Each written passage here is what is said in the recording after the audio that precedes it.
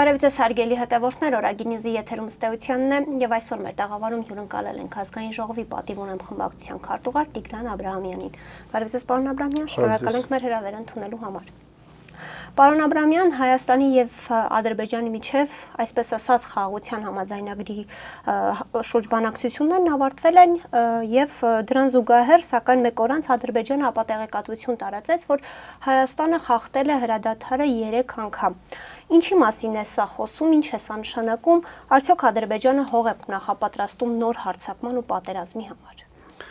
Մեծ առումով պետք է հասկանալ, որ այն ինչը բանակցվել է Ադրբեջանի հետ, ոչ միայն դա դեռևս մեր հասարակության համար ամբողջական հասանելի չէ, վերջին շրջանում միայն խոսքեր գրվում երկու չհամաձայնացված երկու դրույթների մասին 17-ից, որոնք ըստ էության երկուսն էլ խնդրահարույց են եւ երկուսն էլ ըստ էության խաղում էին եւ խոսում էին Հայաստանի Հանրապետության իշխանությունների ձախողված բանակցությունների մասին, բայց հետաքրքրական է, որ իշխանությունը այս պահին էլ փաստաթղթի մնացած հատվածը չի հրապարակում, մյուս 15 կետերը, որպեսզի եւ հասարակության համար եւ քաղաքական փորձագիտական շրջանակների համար շատ ավելի ամբողջական դառնա, թե սպառանլիքի ինչ աշճանի հետ ենք մենք առնչվում։ Հիմա պետք է հիշել, որ նաև այս ողջ գործընթացի կոնտեքստում, որ նախորդ տարի այս փաստաթղթից դուրս էր բերվել միջանցքային տրամաբանության թեման,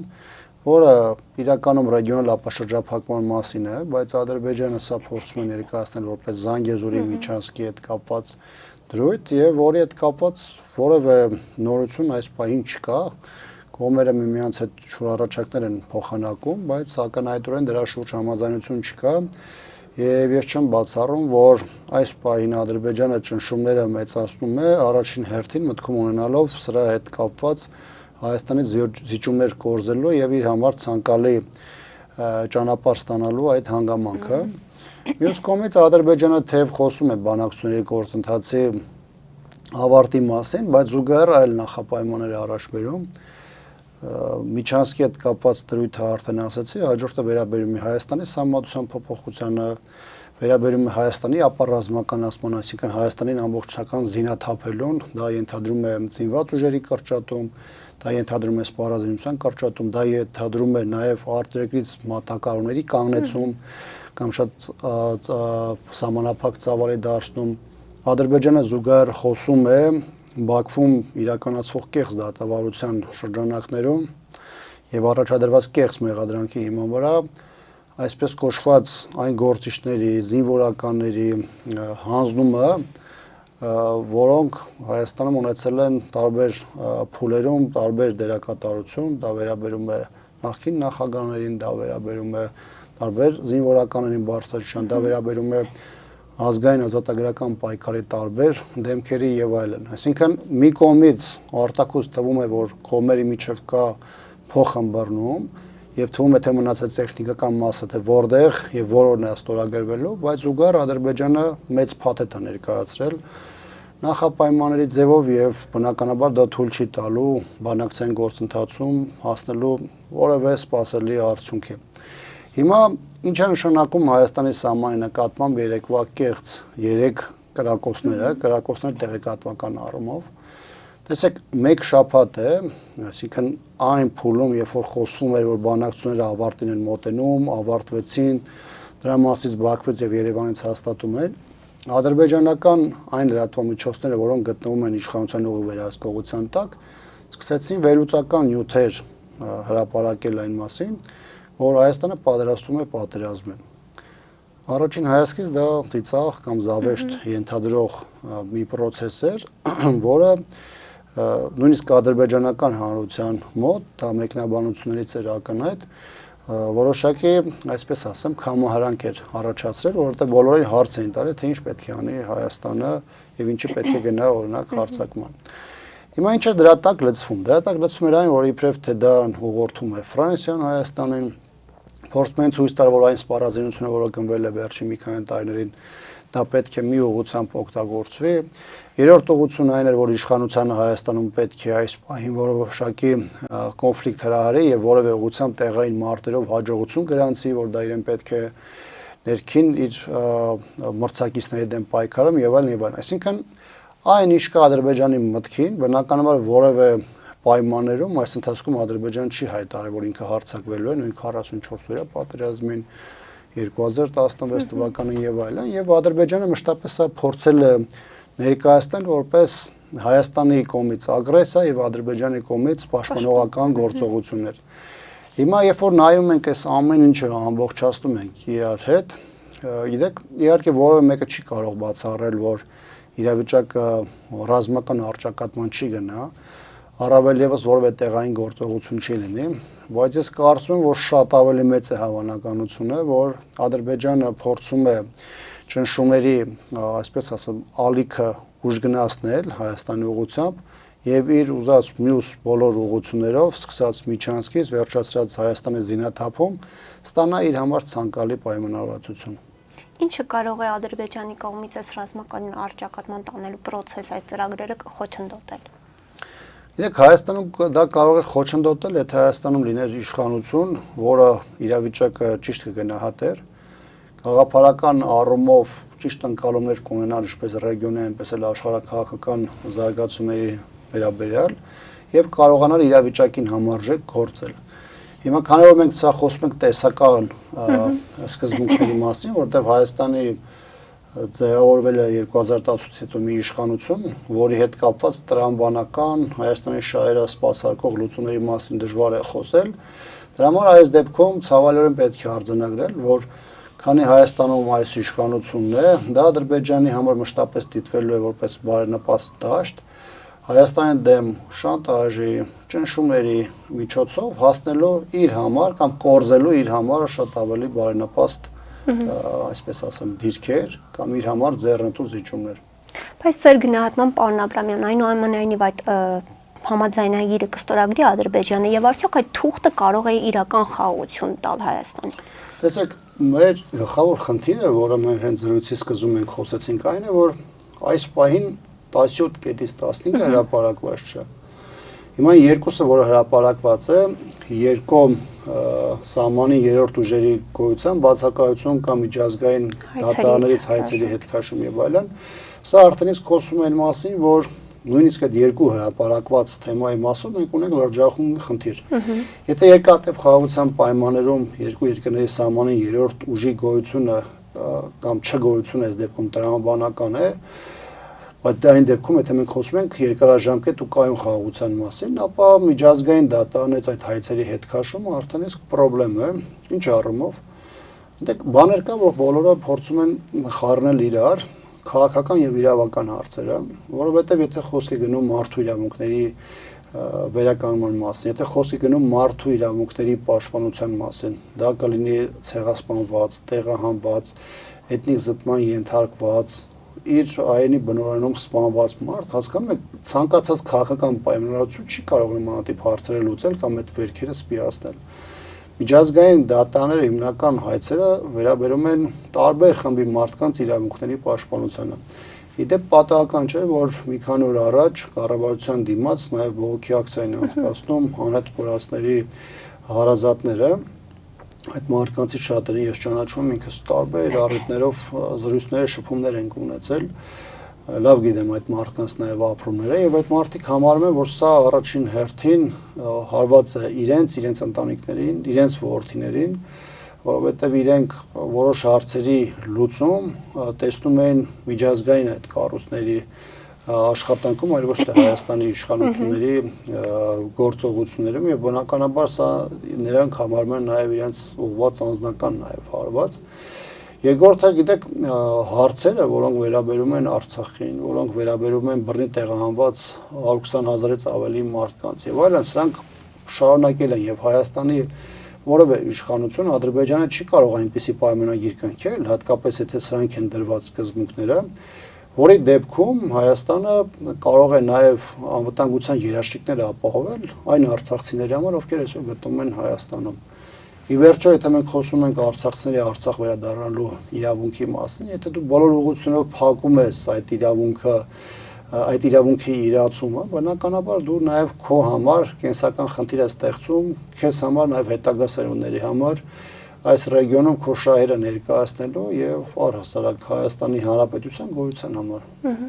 Պարոն Աբրամյան, տևական ժամանակ է երկրորդ եւ երրորդ նախագահների թիմակիցների միջև կարծես թե հրաձգություն է սկսվել, այսպես փոխադարձ մեղադրանքներ, ինչից սկսվեց այս ամենը եւ ինչպես կարող է լուծում ստանալ։ Եվ արդյոք ընդդիմության մեջ այս լարվածությունը անուղղակի կերպով չի օգնում Նիկոլ Փաշինյանին եւ այս իշխանությանը։ Մեծ առումով թե ինչի սկսվեց շարժառիթի մասին Հայաստան խմբակցության պատգամներից մեկը ազգային ժողովի ճեպազույցների ժամանակ բավականին բաց խոսել է Աղոն Վարդանյանը, ով նշել է, որ կա խնդիր կամ ժամանակն է տարանջատվելու երկու քաղաքական ուժերին եւ ըստ էության սա տարանջատման ուղղված քայլ էր։ Իհարկե մեզ մոտ բազմաթիվ հարցեր այդ ժամանակ առաջացավ, թե պարտադիր էր այդ տարանջատումը տեղի ունենար վիրավորանքների, կեղծ մեղադրանքների, տեղ-տեղ նաև այլանդակ դրսևորումների, որոնք տարբեր էշելոններից, տարբեր շարքերից, երկրորդ նախագահի թիմից արտահայտիչ էին բավականին։ Իհարկե սկզբնական շրջանում փորձ էր արվում դա վերագրել հանրապետականին եւ այլն, բայց եթե ուզում եք ավելի անկեղծ խոսենք, ապա հատկապես 20 թվականից հետո հանրապետականի եւ Սերժ Սարգսյանի դեմ մուշտական այդ հարվածները եղել են։ Մենք փորձել ենք այս թեմաները զրույցների, կառուցողական կոմունիկացիայի միջոցով վերջ տալ։ Շատ դեպքերում նրանք չեն խոստովանել, որ դրանք իրենց կողմից են իրականացում կամ կոնկրետ անձինք կամ Telegram-յան ալիքներ իրենց են պատկանում, բայց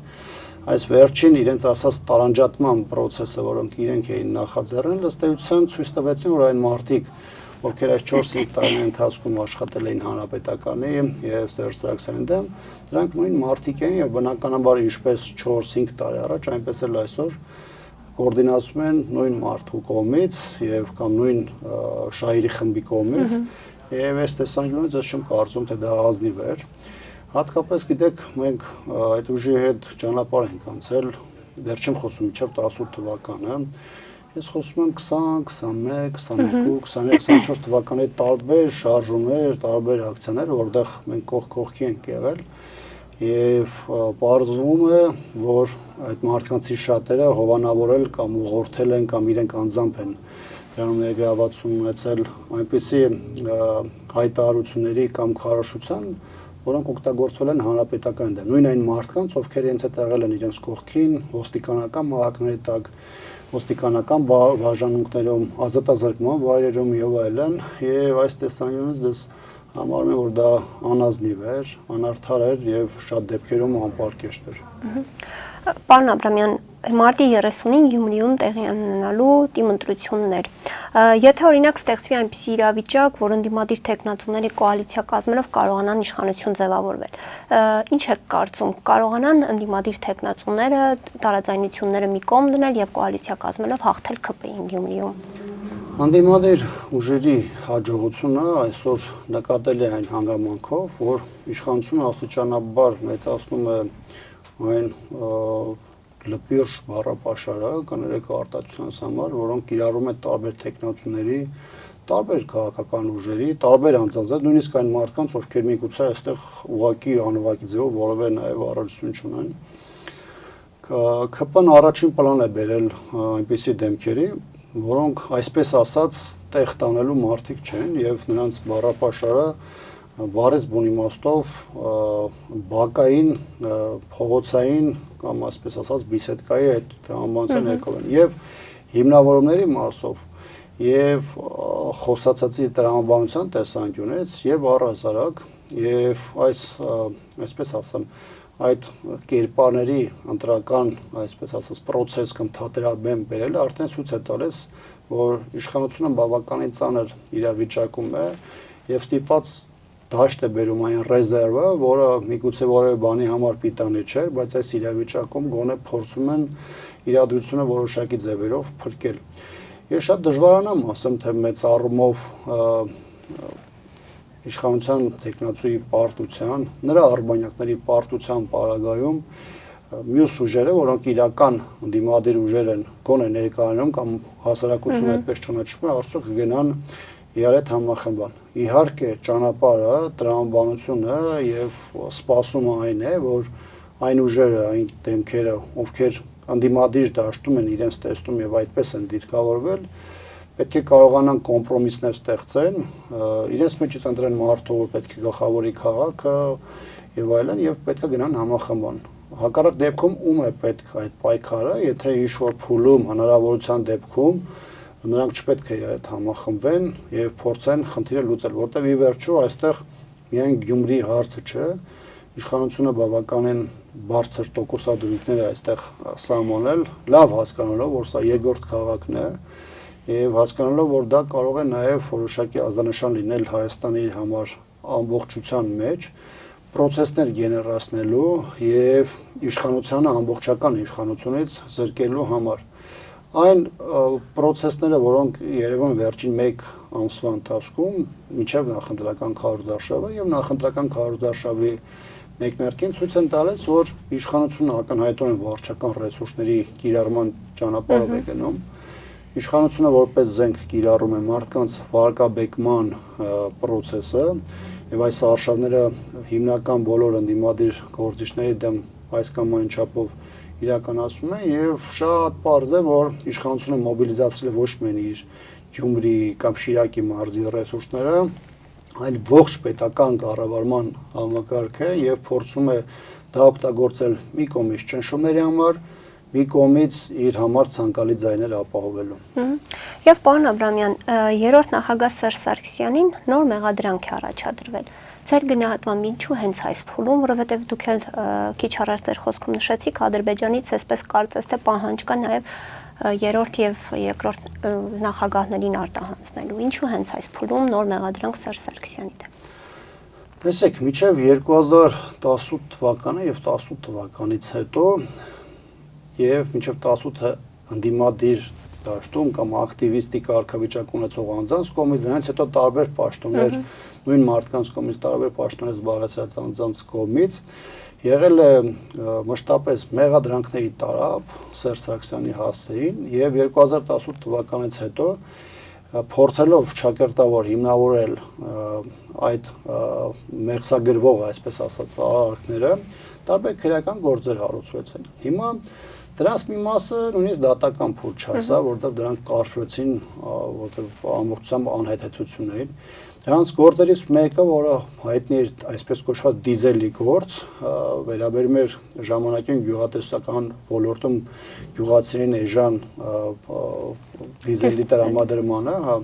Իմիջիայլոց դա այն օգտակար ծրագրից էր, որոնք դրա կարիքը շատ ուներ գյուղատնտեսությունը եւ հետո կտրեցին մեծ խնդիրներ ստեղծելով գյուղատնտեսության զարգացման համար։ Հիմա այդ դիզելի գործը հասավ դատարան, ի վերջո Սերժ Սարգսյանը արդարացվեց։ Դրանից հետո այն դատարանը, որը արդարացման վճիռ էր կայացրել, նրա նկատմամբ բարձրագույն դատական խորհուրդը եւ համոզված եմ նաեւ քաղաքական իշխանությունը արշավ սկսեցին եւ տարբեր ապօրինի միջոցներով պարզապես զրկեցին դատավորի կարգավիճակից։ Հիմա քանի որ տարբեր փուլերում եւ 18-ից հետո արդեն 7 տարի է Սերժ Սարգսյանի դեմ որևէ գործ չի կարողանում կարել, բնականաբար ընդհանուր քաղաքական եւ քարոզչական գիծը պահելու համար անհրաժեշտություն է առաջացել նոր այլ գործ առաջին պլան բերել, սա վերաբերում է այսպես կոչված Չինաստանի դեսպանության ներկայիս տարածքի խնդրին, որի արտարծումը արդեն իսկ բավականին խնդրահարույց է, որովհետև մոտավորապես պատմությունը այն է, որ Չինաստանի դեսպանությունը, այսինքն Չինաստանի կառավարությունը փորձել է իր համար հարմար տարածքում դեսպանատուն կառուցել եւ տարածքներից մեկը, որոնք ընտրված են եղել, հետագայում անպատասխան ընթացակարգերի միջոցով հնարավորինս լավ պայմաններում առաջարկվել է Չինաստանի դեսպանությանը։ Հիմա հասկանում եք, սա մենակ խնդիրը չի կապված Սերժ Սարգսյանի հետ։ Սա տարածքի հետ կապված հարց է, որտեղ անդադ շահարկվելու է Չինաստանի անունը, իսկ Չինաստանը հիմնական աշխարհակաղակական դերակատարներից է ոչ միայն մեր ռեգիոնում, այլ ամբողջ աշխարհում, ինչը կրկնակի երակի անցանկալի իրավիճակ է ստեղծում։ Այսինքն ես որևէ ձևով չեմ կասկածում, որ այս գործը պայթելու է, նույնիսկ հնարավոր է դատարան չհասնի եւ այլն, բայց իմ համար շատ մտահոգիչ է, որ Չինաստանն է այս համատեքստում անդադ շահարկվելու, Չինաստանի անունը եւ այլն, եւ այսպիսի հարցերը հատկապես այդպես մեծ պետությունների համար այդպես անակատ չեն անցնում եւ նստվածք է մնում։ Իսկ այդ նստվածքը ոչ թե խնդիրը զուտ Նիկոլ Փաշինյանի կամ նրա կառավարության մասով է, Այստեղ խնդիրը Հայաստանի Հանրապետությունն է եւ Նիկոլ Փաշինյանը այստեղ հարվածի տակ է դնում ոչ միայն առհասարակ համակարգը, այլ նաեւ հայ-չինական հարաբերությունները։ Եվ պարոն Աբրահամյան, ամփոփելով մեր զրույցը, անընդհատ նշում ենք, որ պետք է իշխանափոխություն լինի, Հայաստանը տանում է այս իշխանությունը կործանման, որն է այդ իշխանափոխության ճանապարհը, որտեղ նախկինում մենք ունեցել ենք մի քանի շարժումներ, որոնք այդպես էլ այսպես ասած հաջողության չեն հասել։ Ինչ պետք է անենք այդ իշխանափոխությանը հասնելու համար ու Հայաստանը կործանումից փրկելու համար։ Գիտեք, կարևոր հարցը, որը այսօր առավել քան ակտուալ է, հետևյալն է։ Իրականում այն ուժերը, որոնք գիտակցում են, որ մեր բոլոր դժբախտությունների պատասխանատուն եւ մեղավորը իշխանությունն է եւ այդ ողբերգությունների շղթան կարելի է կտրել միայն այս իշխանությանը հեռացնելու միջոցով, ինչ են իրականում փորձում անել։ Այսինքն նպատակը ուղղակի խորհրդանում ներկայացված լինելն է, նպատակը իշխանության հետ փայատեր լինելն է ինչ-որ պորտֆելների, թե նպատակը այս իշխանությանը հեռացնելն է։ Ես այն չեմ ասում, որովհետև նաև վերջին շրջանում տարբեր ներընդդիմադաշտի նաև որոշակի առճակատումներ ինձ որոշակի եզրահանգման են բերել, որ բոլորը չէ, որ անկեղծ են իրենց մողումներով։ Թե նույնիսկ այն մարդիկ, ովքեր հրապարակային խոսում, քննադատում, սուր քննադատությանը ենթարկում այս կառավարությանը կամ Նիկոլ Փաշինյանին անձամբ հոգու խորքում կամ իրենց արարքներում, գործողություններում ամեն ինչ չէ, որ անում են այս իշխանության հեռացման համար։ Հատկապես 26 թվականի ընտրությունների համատեքստում ակնհայտորեն կան որոշ ուժեր, որոնք ամեն ինչ անում են ուղղակի տեղ գտնելու խորհրդանում կամ հնարավորինս մեծ տեղ ունենալու խորհրդանում։ Երբ որ մենք ունենանք համախմբումը այն ուժերի, անհատների, որոնց նպատակը իրականում ոչ թե իշխանության հասնելն է ամեն գնով, այլ իշխանությանը հեռացնելն է, այդ պարագայում մեր բոլոր գործողությունները կլինեն արդյունավետ։ Սա ինչի եմ ասում, որովհետև երբ որ դու կամ որևէ մեր այլ գործընկեր մեջբերում է տարբեր շարժումները, համախմբվածությունը, մարդկանց բազմազանությունը, մեկ բան է այդ մարդկանց այդտեղ հավաքվելը, բայց մեկ բան է հասկանալ, թե հիմնական հրող ուժերը կամ գործիչները, հիմնական դերակատարները այդտեղ ինչ նպատակներ են հետապնդում։ Եվ այստեղ հենց ծնվում է այդ բանալին։ Այդ բանալին այնտեղ է, որ մեր հասարակության նաև ճնշման ներքո մենք պետք է ունենանք քաղաքական, հասարակական ակտիվ խմբերի միջև կոնսենսուս առայն, որ մեր նպատակը ոչ թե ամեն գնով իշխանության գալն է, այլ իշխանությանը հեռացնելն է։ Շատ ավելի ուղիղ ասած, ես կամ մեր քաղաքական ուժը հակված ենք 26 թվականին թող չլինի Նիկոլ Փաշինյանը, մենք էլ չլինենք խորհրդանում, այսինքն խնդիրը մեր համար այդ հաջողությունը չի խորհրդամ լինելու, բայց մենք կարողանանք երկրում իրական փոփոխություններ մտցնենք։ Բայց ակնհայտորեն կան ուժեր, որոնց համար դա չկարևոր է, կարևորը իրենց ներկա լինելն է, իրանց մշտական քաղաքական թաթերաբերմում գտնվելն է, որ առաջին հերթին արտահայտվում է խորհրդանում, եւ բնականաբար երբ որ գալիս է այն հիմնական հանգրվանային փուլը, որտեղ պետք է գործես ըստ այդ տրամաբանության, որ կարևոր խնդիրը այս իշխանության հեռացումն է, այստեղ մշտական լինում են խնդիրներ։ Հիմա ես չեմ կարծում, որ 26 թվականի ընթരാճ մենք մեր բոլոր պատուհանները փակել ենք, այսինքն հնարավորություն այլևս չկա։ Ես կարծում եմ, որ իրական ընդդիմադիր ուժերը պետք է կարողանան գոնե աշխատանք տանել, հասկանալու, գնահատելու իրավիճակը, թե արդյոք կա ռեալ հնարավորություն մինչև 26 թվականը բեկում մտցնելու եւ թույլ չտալու, որպեսզի հաջորդ ընտրական ցիկլը արտահերթ հերթական ձևով իրականացնի այս իշխանությունը, որտեղ այս իշխանությունը մենք տեսել ենք օգտվում է առավելագույնս իր ռեսուրսներից, դա արտահայտվում է եւ մարդկանց ընտրատեղամասեր տանելու, եւ մարդկանց ճնշելու, աշխատանքից հանելու միջոցով եւ նաեւ որոշների դեպքում անազատության մեջ հայտնվելու առումով Եվ այս տեսանկյունից իդեպ մեր կուսակցության փոխնախագահ Արմեն Աշոտյանի դեմ այդ ռեպրեսիաների հիմքում եւս նաեւ նմանատիպ իրավիճակ է քաղաքական process-ներից նաեւ հանրապետականին ավելի դուրս թողելու եւ մշտապես խնդիրներ ստեղծելու բոլոր այն ուժերի եւ դեմքերի համար, որոնք անկեղծ մտածեն այս ընտրա պայքարից դուրս գտնվող այս փողոցային կամ քաղաքական process-ների մեջ։ Պարոն Աբրահամյան, տեսակետ կա, որ առանց ընդդիմափոխության իշխանափոխություն չի կարող լինել։ Ինչու է ընդդիմությունը կորցրել վստահությունը։ Գիտեք, այդ մոտեցումը երկու պատճառ ունի։ Առաջինը առաջ են բերում այն ուժերը, որոնք իրականում ուզում են դաշտ մտնել, իրականում իրենք չունեն այդ ռեսուրսը դաշտ մտնելու, կամ դաշտում են, բայց չեն կարողանում իրենց ճիշտ դիրքորումը գտնել եւ փորձելով հիմնավորել դրա պատճառները, դա բարդում են այսպես կոչված տիտղոսակիր ընդդիմության վրա այն ուժերի, որոնք այս պահին խորհրդանում են։ Երկրորդը ես կարծում եմ այստեղ կա նաև այլ հանգամանք։ Հիմա տեսեք, երբ որ ասում ենք քաղաքագիտական առումով, եթե այս թեմային նայենք, ինչ է նշանակում, որ միջև ընդդիմափոխություն չլինի, իշխանափոխություն չի լինելու։ Իսկ ովքեր են ընդդիմափոխություն անողները։ Դրանք մեր քաղաքացիներն են, չէ՞։ Հիմա ինչպես դասական առումով ձևավորում է քաղաքացին իշխանությունը, նույն ձևի էլ այդ ձայների հիման վրա ձևավորում է ընդդիմությունը։ Հիմա եթե որևէ ուժ գտնվում է խորհրդանից դուրս, բնականաբար նրա նկատմամբ վստահությունը արտահայտվում է նվազագույնը երկու ճանապարհով, կամ նրա միջոցառումների, քաղաքական ակցիաների կամ հանրահավաքների ժամանակ մարդկանց բազմազանությունը կամ բազմամարդությունը ավելի ճիշտ, կամ հերթական կամ արտահերթ ընտրությունների ժամանակ հանրության տված ձայնը։ Հիմա այս տեսանկյունից եթե կա ուժ, որը մրցունակ է, դա հասարակության համար տեսանելի կլինի։ Եթե նա տեսանելի չէ, ոչ թե խնդիրը տիտղոսային ընդդիմությունն է, այլ ինքը այդ ուժը կամ այդ գործիչը, որը փորձում է անընդհատ ցույց տալ, որ ինքը դաշտում է, ինքը կարող է խնդիր լուծել, բայց իրեն որևէ ձևով թույլ չեն տալիս։ Կրկնում եմ, եթե լինի մրցունակ ուժ, որ ունի հանրային վստահություն, գիտի իր անելիքը եւ իր մոտեցումները անկալել են հասարակության մի մեծ հատվածի համար, հավատացեք, անկախ նրանից ինքը գտնվի խորհրդան, թե խորհրդանից դուրս կլինի մրցունակ եւ մարդկանց համար ընդգծված տեսանել է։ Շնորհակալ եմ, պարոն Աբրահամյան։ Իմ հյուրներ ազգային ժողովի պատիվ ունեմ խմբակցության քարտուղար Տիգրան Աբրահամյանը, կհանդիպենք։